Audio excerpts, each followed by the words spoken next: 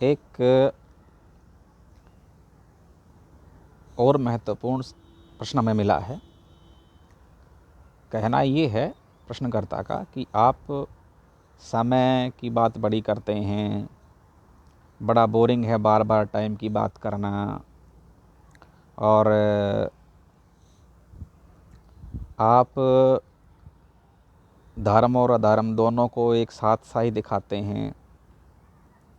तो इस बात को तार्किक रूप से समझते हैं कि सही और गलत क्या है। देखिए, ये सृष्टि जिसके अंदर हम रहते हैं, इसमें 3 आयाम हैं, लंबाई, चौड़ाई, ऊंचाई, जिसे हम स्पेस बोलते हैं। और चौथा आयाम है समय, यानी कि टाइम। तो कुल मिलाकर मुख्य रूप से ये 4 आयामी दुनिया है, जिसे में स्पेस प्लस टाइम है, यानी कि ये स्पेस प्लस टाइम में हम चलते हैं। स्पेस को हम देख सकते हैं।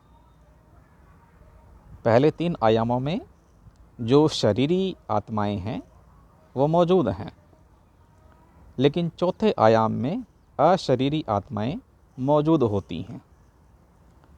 इसको आप इस तरह समझिए, अगर हम दूध के अंदर पानी मिला देते हैं, समझिए कि दूध स्पेस है और जो पानी है मान लेते हैं कि वो समय है। एक कल्पना करिए, अब जब दूध में पानी मिल गया तो दिखने में सारा दूध ही लगता है, सब दूध ही दिखता है, लेकिन जहाँ जहाँ भी उसमें दूध है वहाँ वहाँ पानी भी है। इसी तरह से हम एक साथ इस 4 आयामी दुनिया के अंदर बैठे हैं, स्पेस प्लस टाइम के अंदर। जहाँ जहाँ भी स्पेस है वहाँ वहाँ टाइम का भी वजूद है, लेकिन समय को हम देख नहीं सकते, सिर्फ उसकी गति को हम महसूस करते हैं। सूर्य पूर्व में निकलता है, पश्चिम में अस्त हो जाता है। हम छोटे से बालक शिशु बनकर जन्म लेते हैं, बूढ़े होकर मर जाते हैं। सभ्यताएं बनती हैं, बसती हैं, चलती हैं, बिगड़ती हैं, उजड़ती हैं, समाप्त होती हैं, खंडहर बन जाता है सब कुछ। ये समय चक्र है। और आसान भाषाओं में समझते हैं। अब आते हैं ब्रह्मांड की बात पर और समय की बात पर। असल में ना तो कभी धर्म की विजय होती है और ना ही कभी अधर्म की विजय होती है।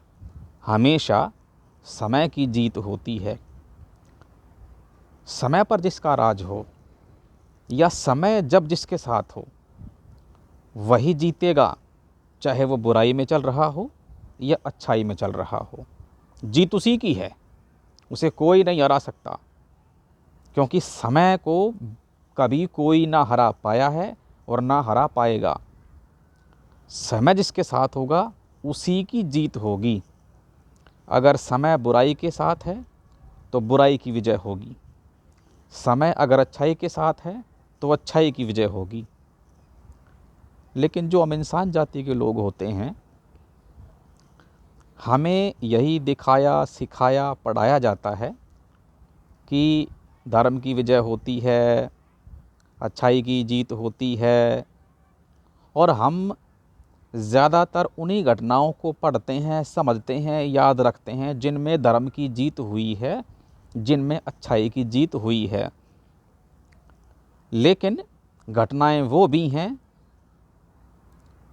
पाठ वो भी हैं, दुनिया वो भी है, दौर वो भी रहा है जिसमें बुराई की जीत हुई है, लेकिन उन्हें हम पढ़ते नहीं हैं, हम उन्हें जानना नहीं चाहते, क्योंकि वो हमारे अनुकूल नहीं बैठता। क्योंकि अगर हम इस प्रकार की चीज़ों को जानते हैं तो उससे हमारा मनोबल टूटता है। आप इसको इस तरह समझिए कि अगर किसी बच्चे को आप ये बोलें कि बेटा बड़े होकर इस तरह की समस्याएं आती हैं, पढ़ लिख कर पता नहीं कामयाब कोई होता है कि नहीं भी होता है।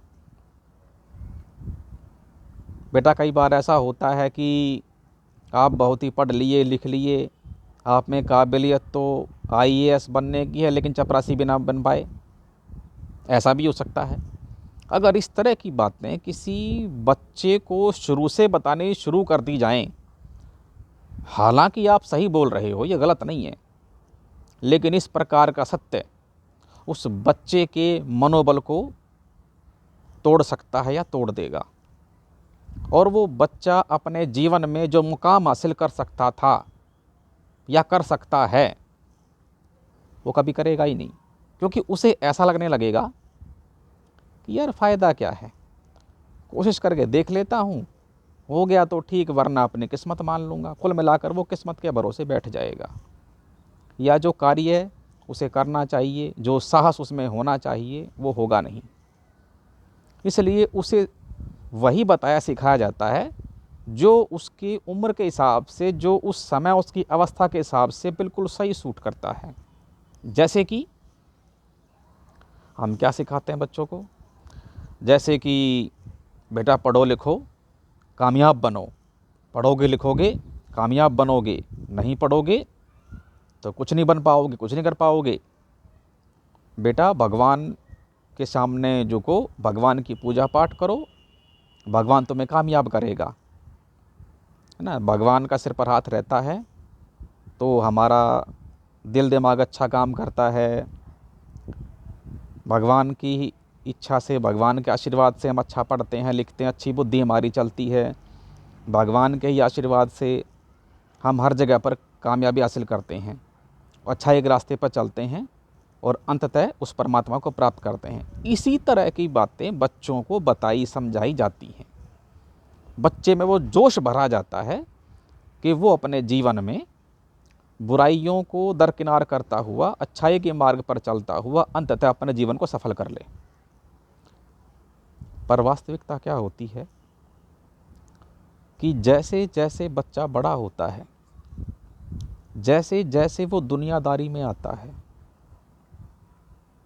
धीरे धीरे उसकी समझ में आने लगता है कि बचपन में हम जो सीखते हैं, बचपन में हमें जो पट्टियाँ पढ़ाई गई होती हैं, उसमें बहुत कुछ अधूरापन है। क्योंकि जीवन जीना इतना आसान नहीं है, बहुत कठिनताएं हैं। बुराई आगे से आगे तंबू डाल कर बैठी है। आप एक कदम बढ़ाओगे, शैतान 4 कदम बढ़ाता है, मार्ग कहीं मिलता ही नहीं है, कहाँ तक जाओगे। बुराई किसी न किसी शक्ल में, कोई ना कोई वजह बनकर आपको कहीं ना कहीं, कैसे ना कैसे घेर ही लेती है। अगर भगवान आपके साथ ना हो तो आपके अंदर ताकत नहीं कि आप मुकाबला कर लो। अब आते हैं समय की बात पर फिर से। असल में जब तक समय बुराई का रहता है तब तक बुराई की जीत होती है। लेकिन दूसरा सत्य ये है कि समय सदा एक सा नहीं रहता। आज अगर रात है तो कल दिन भी होगा। आज अगर बुराई जीत रही है तो कल अच्छाई भी जीतेगी। आज अगर अधर्म बलवान है तो कल धर्म भी बलवान होगा। हमेशा समय एक सा नहीं रहता और समय किसी का सगा नहीं होता। इसलिए हर समय समय के भरोसे रहना अच्छा नहीं होता। बस जो कर्म आपसे बन पड़ता है अच्छे के लिए, अपने भले के लिए, वो करिए। इसलिए ये मान लेना कि सदा धर्म की विजय है, ऐसा भी नहीं होता। सदा अधर्म की विजय है, ऐसा भी नहीं होता। और सदा धर्म की हार है, ऐसा भी नहीं होता। और सदा अधर्म की हार है, ऐसा भी नहीं होता। असल में समय ही सदा जीतता है। बुराई का समय तो बुरा समय जीतेगा, आप हारोगे। और अच्छाई का समय तो अच्छा समय जीतेगा, फिर भी हारोगे। अगर आप अच्छे मार्ग पर हो लेकिन शत्रु का समय अच्छा है और वो आपके बुरे में है तो वो आपको हरा देगा, क्योंकि समय को आप हरा नहीं सकते, समय उसके साथ है। लेकिन जब समय आपके साथ आएगा, अगर आप अपने धर्म पर हैं, अच्छाई पर हैं, तो जब समय आपके साथ आएगा तो आप उसे हरा दोगे, उसे परास्त कर दोगे। इसलिए आप तब तक हारोगे जब तक समय आपके साथ नहीं है, और आप तब तब जीतोगे जब समय आपके साथ है। इसलिए जीत आपकी या बुराई की नहीं है, जीत अच्छाई या बुराई की नहीं है, जीत समय की होती है। जब जब जिस जिसका समय है तब तब वही विजय है, उसी की जीत होगी। इसलिए समय सदा विजयी होता है। इसलिए बोलते हैं समय सबसे बड़ा बलवान है। तो समय से डर कर रहिए, कभी कोई बड़ा वचन ना बोलें, कोई बड़ी बात ना बोलें। समय, परिस्थितियाँ कब कहाँ कैसे बदल जाए कुछ नहीं कहा जा सकता। तो बस परमात्मा का ध्यान करें, उनका नाम स्मरण करें, उनका मनन चिंतन करें, ओमकार का ध्यान करें, खुश रहें। धन्यवाद।